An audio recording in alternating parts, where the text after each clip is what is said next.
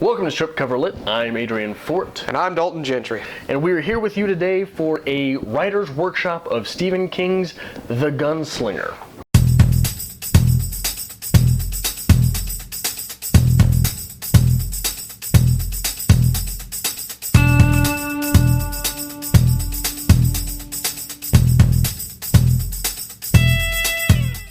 Taking Stephen King's The Gunslinger, we're breaking it down as if it was a fresh piece, and we're going to tell Stephen King what he could have done better. Because we are that egotistical right now. Right. So Stevie, grab a chair. Yes. The first thing that stands out to me from this is I'm a very active reader. Okay.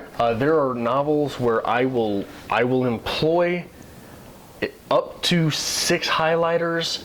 I will, different things in the margins as they stand out. I highlighted literally nothing in this book. And that is disturbing to me, because I've seen your highlight. It's the works. It's the meddlings of a madman. Right. There are novels that I have that you open it up to any given page and it looks like a bowl of Fruit Loops. And that's the thing. I've tried to actually use this highlighter method. I can't do it because I feel like I stop reading and I'm just like marking words. Well, the key is you got to hold the highlighters between your fingers and employ them as you need them. It's ridiculous. Yeah. You should not read like that. I look like a moron in public. Look, like I said in the other video, Stephen King could sneeze while passing gas and it would be well narrated. So that's not the problem here. The problem is that nothing stands out. Mm-hmm. What should be encouraging to us as writers about that is that this feels like a novel that was just completed, right? Yes. He stopped it, said it was finished, it's done, and people are reading it.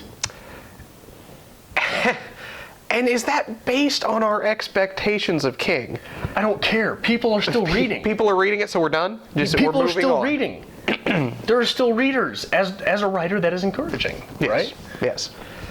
And I do agree, it does feel like once he finished this novel, I'm going to assume the first draft, maybe 3 or 4 hours after he started writing it, right. He just sat down, he's like, it's good enough, they'll read it. Right.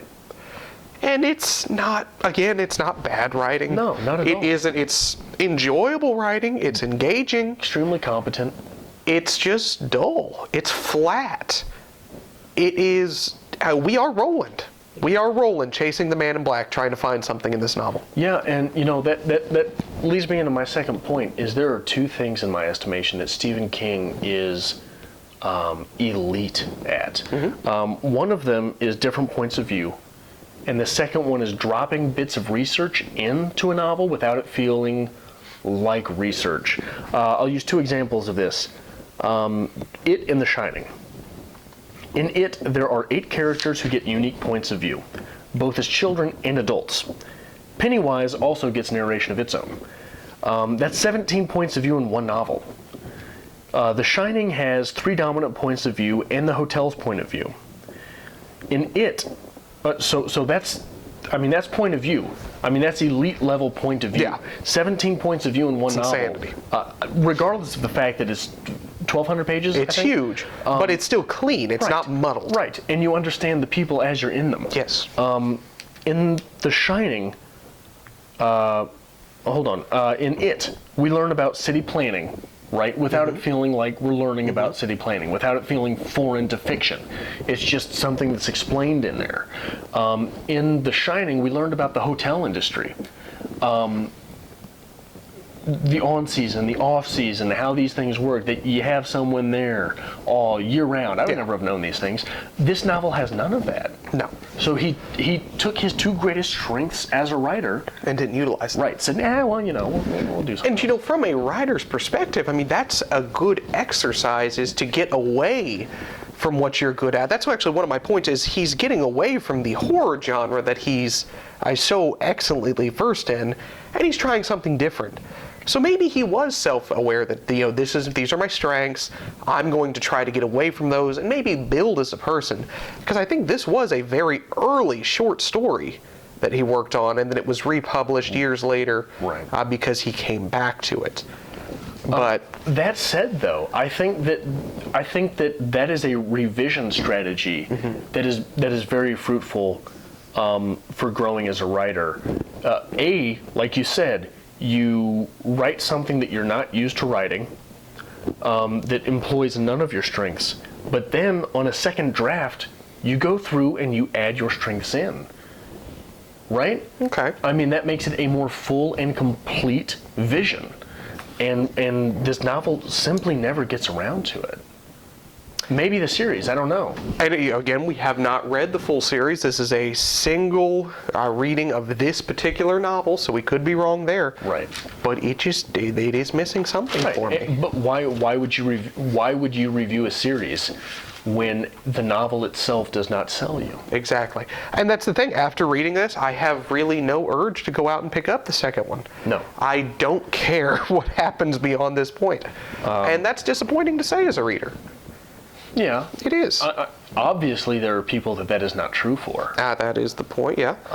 And you were talking about, building one of his tools that he used, how he was able to incorporate heavy research just very subtly. I recently read The Martian, which just came out, movie, this last year. Wonderful read. Really enjoyed it.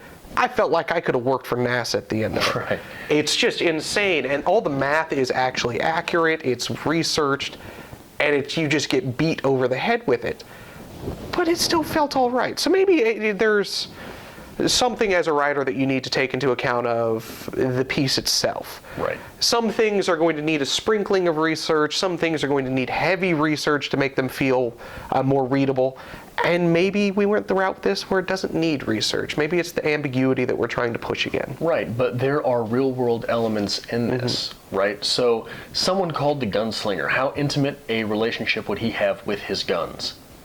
Might this be better explained? I'd like to hope so. Like the cliche is telling us there's a gun doesn't do anything for us, describing its weight does, right? I don't remember where that cliche comes from, but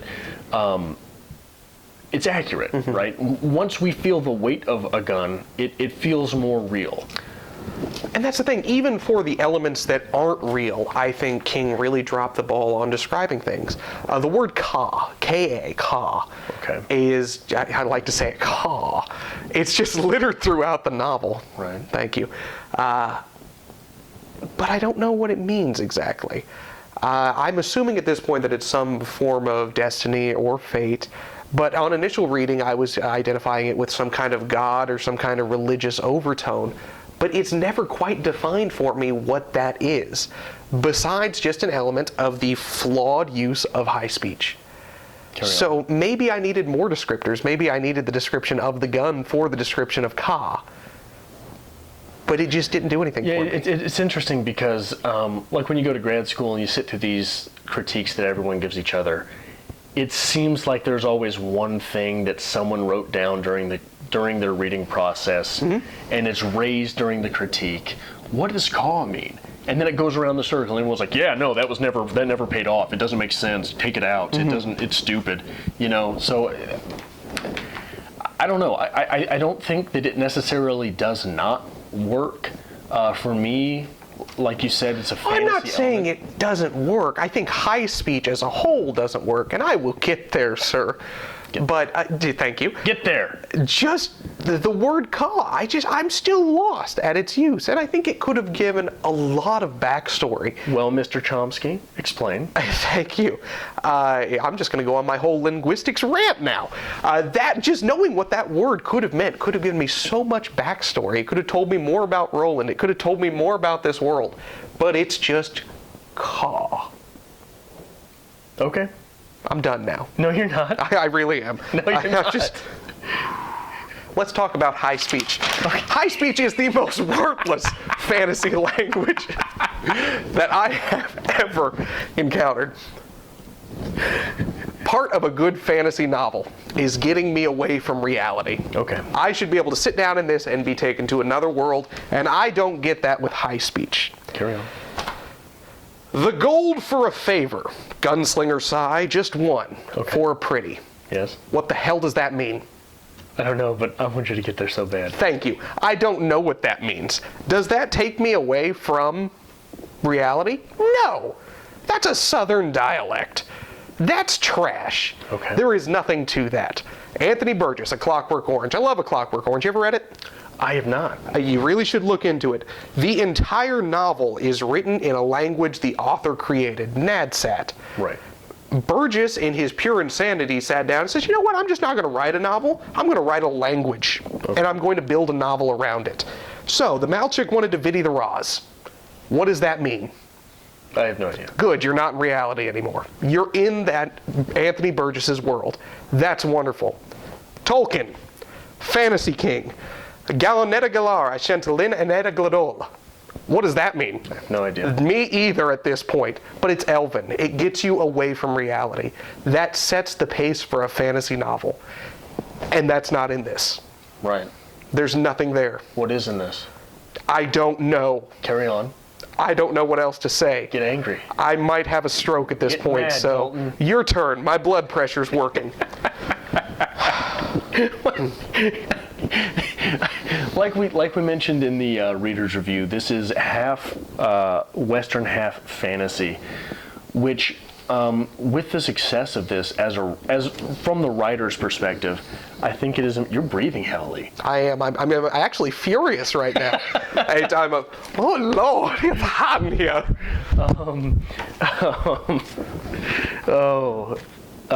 It is half Western, half fantasy, which I think, as a writer, it is important to look at the success that this has had and notice what genre bending can do. Even when you're just sprinkling the cliches from different genres into a big pot, setting it on boil and watching it go, baby. Because this series is huge. It is. You know? And I think it is great, again, that King is attempting to get away from the horror genre. He is trying something different, and that's great for an author, especially such a prolific author. I'd imagine if I wrote horror for 20 years, I'd want to write something different. Right. So, credit to him. Good job. I, again, think he could have pushed the creativity a little bit. Give me more of that fantasy world. Tell me more about the world that Roland is in. And don't just fall victim to saying this is the chase. This is the chase between the good guy and the quintessential bad guy. Right. The man in black. Well, it like cliches. Yes. But here, since we're in that vein, there's a quote on page 117 here. Okay. The gunslinger laughed, bemused. I am the last of that green and warm-hued world. And for all his nostalgia, he felt no self-pity. The world had moved on mercilessly, but his legs were still strong, and the man in black was closer. The gunslinger nodded out. This feels like John Wayne reading Hemingway, right? I mean, this feels like someone put testosterone in your Cheerios. It feels like combing your chest hair while puffing a factory mild and gnawing on cinder blocks. Which I assume is how you start your morning. Well, yeah. I mean, normally without milk. And why? The point of literature is to bring us closer to someone, but this all feels so distant. Yes. Even if it's such a distant character, there are still things privy to that character going on in that character, right? So I'm not sure I understand the need to keep things so tough, because it just falls flat. Mm-hmm. And this whole thing just feels flat to me. Yeah. And I said this in the reader's review, this is the build-up to the crescendo that never happens. I mean, if you look at just like a very simple plot outline, Right. and we don't get there. We're starting to build up that hill, and then we just tucker out and roll back down to the beginning. Right. Well, even with your little hand deal there, like normally the novel comes up and it ends on a different plane. Yes. Right? So we didn't, like, I'm all for looking at the constructs of literature and giving a great big middle finger to it, because that's not you and that's not what this project is. But it has to work. Mm-hmm. Like the thing in literature is the rules to writing are you can't do it unless you can do it, right? My big thing with adverbs, don't use them unless you can use them, right? So you can't do anything unless you can pull it off.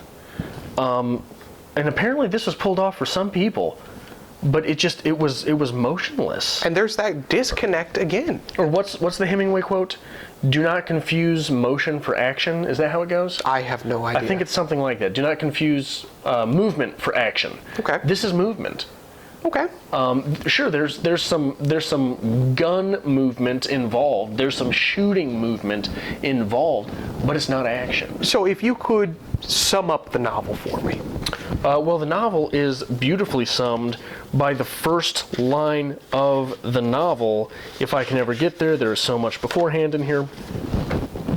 Chapter 1, The Gunslinger. 1.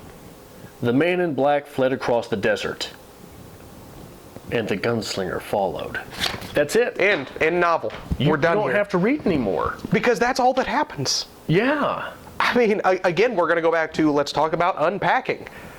King wrote that, and he's like, you know what? That's good. Let's see what I can build off of that. Right.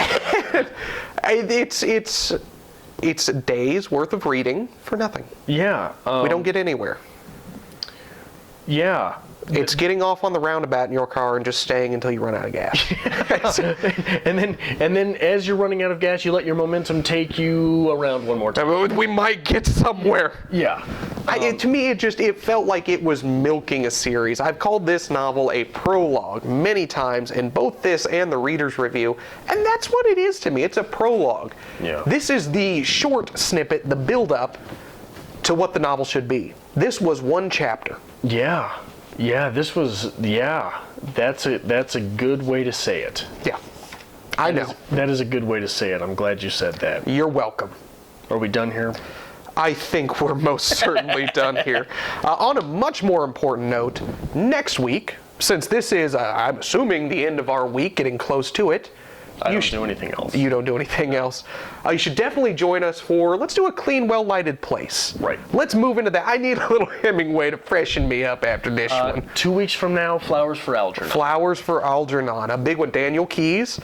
Most everybody, I'm assuming, has read this one in high school. And brush up on your Freud. Brush up on your Freud. There you go. So if you would like to read along with us, clean, well-lighted place, Flowers for Algernon, set yourself on pace, and be prepared to tell us we're wrong. Because we're not always right, except we are. We are. And to make sure you're there with us, hit that subscribe button. Give us a like at StripCover on Twitter. And at StripCoverLit on Facebook. Comment below. Let us know what you think. We'll see you next time. How stupid is Dalton?